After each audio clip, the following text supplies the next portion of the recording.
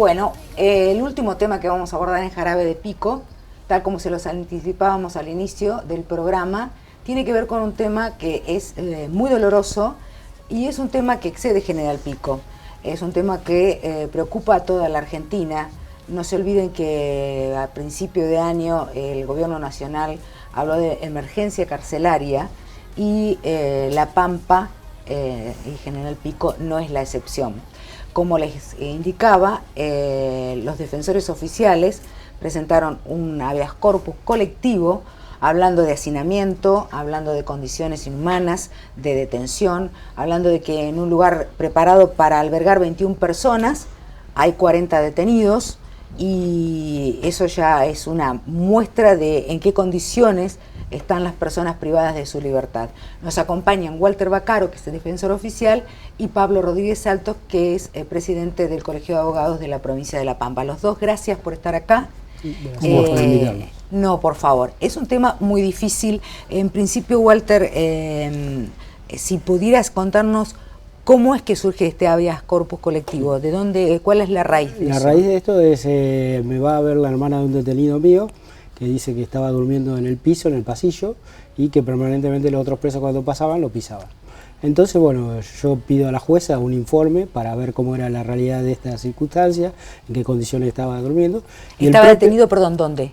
En la comisaría tercera. En la tercera. En la tercera. Entonces, hago a través de la jueza pedir un informe a ver en qué condiciones estaba, y el oficial a cargo de la tercera nos manifiesta que había un hacinamiento. Ellos mismos ponen en el parte de novedades hacinamiento en el sentido de que estaba sobrepasada la población que tenía. Como vos bien dijiste, había 40 presos cuando hay el lugar para 21. Y explicaba que en el pabellón tanto había 16 y tendría que haber 8, en el otro pabellón lo mismo. Y entonces, bueno, eso hacía que esta persona, por las condiciones que estaba, durmiera en el pasillo porque no tenía lugar adentro del pabellón o de las celdas. Por lo tanto, por esta circunstancia requerí ese informe. Cuando me llega ese informe lo consulto con mi jefe, que es el defensor general, el doctor Aguirre, qué hacíamos frente a esta circunstancia, y bueno, la idea mía era, presentamos un habeas corpus correctivo. Bueno, entonces hablé con todos los defensores, que somos 5 acá en Pico, y entre todos presentamos conjuntamente este habeas corpus, porque cada uno tiene detenidos en distintas comisarías, ya sean condenados o con prisión preventiva, y bueno, y de ahí surge esta petición de habeas corpus correctivo, donde sale a la luz el problema que hay, que en la zona norte la mayoría de los presos que hay acá son condenados y no es tanta la gente con prisión preventiva, pero bueno, la mayoría, no sé, para dar un número exacto en este momento no lo tengo, de 150, 80 son condenados, por ejemplo. Que no deberían estar en una comisaría. Que deberían estar en una cárcel, en un instituto carcelario, cumpliendo el régimen de progresividad de la pena, que lleva a que la persona, cuando se vuelva a reinsertar a la sociedad, va a estar en mejores condiciones de afrontar el delito que cumplió. Sí, así no. Así de esta claramente no. Ahora, no entiendo por qué cómo es posible que estén en una comisaría. Y porque no, La Pampa tiene un convenio con el Servicio Penitenciario Federal, donde se comprometió a hacer un pabellón, hizo ese pabellón, donde supuestamente entrarían 300 presos pampeanos, y el Servicio Penitenciario, la U4, lo usó para otros presos, ya sea del país, y en su momento lo empezó a usar con los detenidos de lesa humanidad. Y de ahí en más, nunca los cupos que fueron dando fueron cada vez más restringidos, y lamentablemente se llegó, el último traslado masivo de presos fue a Cenillosa, que es un lugar en Neuquén, donde hay detenidos específicamente de delitos sexuales. Esa fue la mayor cantidad de cupos que se consiguió a último momento. Después son muy escasos los cupos que se consiguen para trasladar a toda esta cantidad de detenidos condenados que hay en las comisarías. O sea que si vamos en la línea de responsabilidad, estamos hablando de... Y digamos, el Servicio Penitenciario Federal tendría que cumplir con el convenio que firmó con la provincia. Esa es la realidad. Pablo, ¿y la provincia de La Pampa podría hacer algo para subsanar esta situación? Mirá, nosotros coincidimos con los defensores y también en esto con los fiscales. Ya lo dije el año pasado, apoyamos la postura de la provincia en ese reclamo respecto del Servicio Penitenciario Federal. Lo que sucede es que también mientras no cumple el Servicio Penitenciario Federal, por ahí habría que tomar algún tipo de medidas paliativas, se nos ocurre.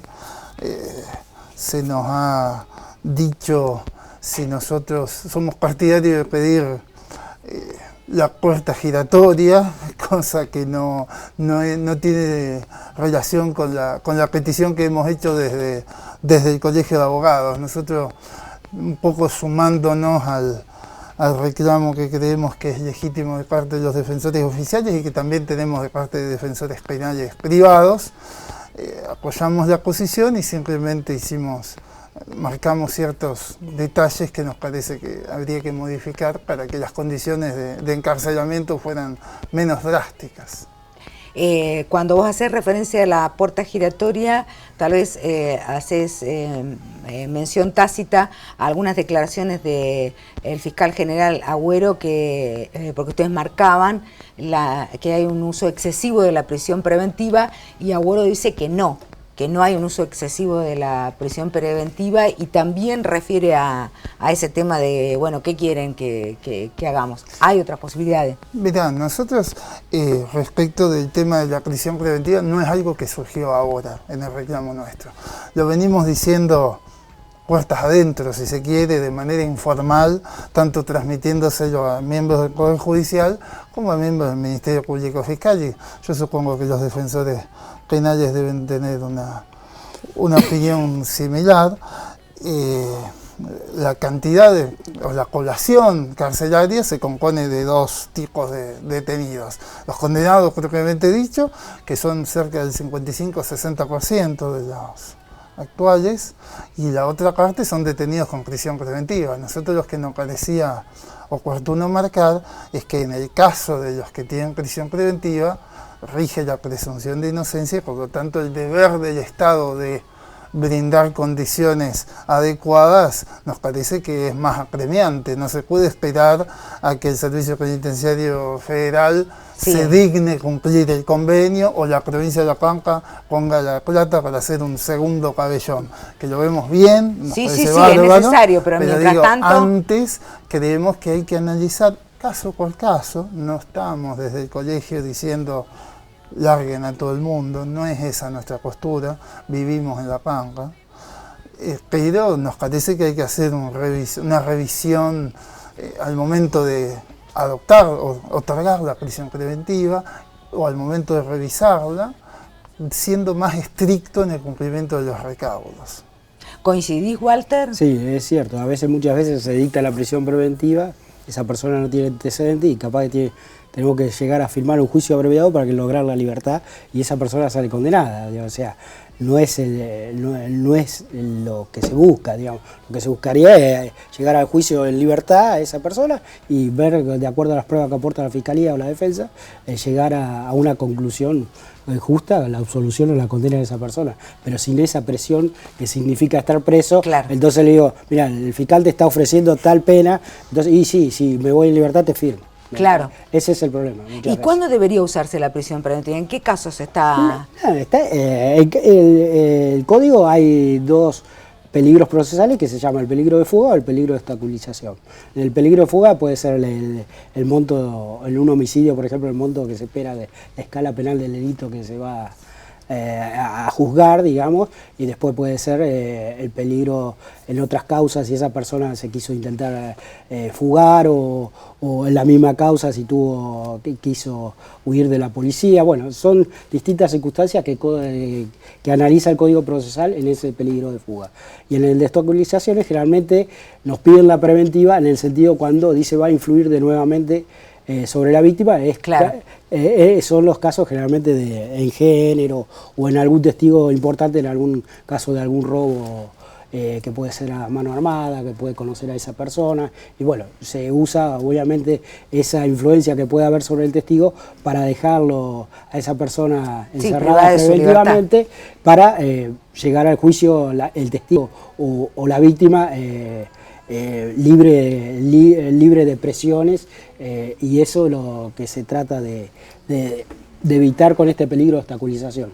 Pero lo cierto es que muchas veces llegamos a esto, que la persona no tiene antecedentes y tendría que llegar en libertad al juicio o aplicar alguna medida alternativa del 254 del Código Procesal, que son el arresto domiciliario que se puede llegar a aplicar, o la presentación diaria ante el Ministerio Público, o la prohibición de acercamiento con la víctima, las o de tobilleras, contacto. Bueno, las tobilleras, lamentablemente no hay disposición, acá hay más en Santa Rosa que en Pico. En Pico no hay, la realidad es esa. Claro. Pero bueno, se puede utilizar otro medio alternativo para controlar que esa persona. Si incumple, bueno, obviamente, el fiscal tiene el derecho de pedir la prisión preventiva porque ya incumplió. Le dieron una oportunidad y incumplió. Nos vamos a ir a una pausa y cuando volvamos quiero refrescar con ustedes lo que nos enseñaban cuando estábamos, mirá, yo estoy de la escuela primaria, las cárceles serán, como dice la Constitución, ahora me dice, sanas, limpias, etcétera, etcétera. A ver, ¿qué cárceles tenemos? Para resocialización. Para la resocialización, que no existe prácticamente en Argentina con las cárceles que tenemos. Vamos a una pausa muy cortita, ya volvemos.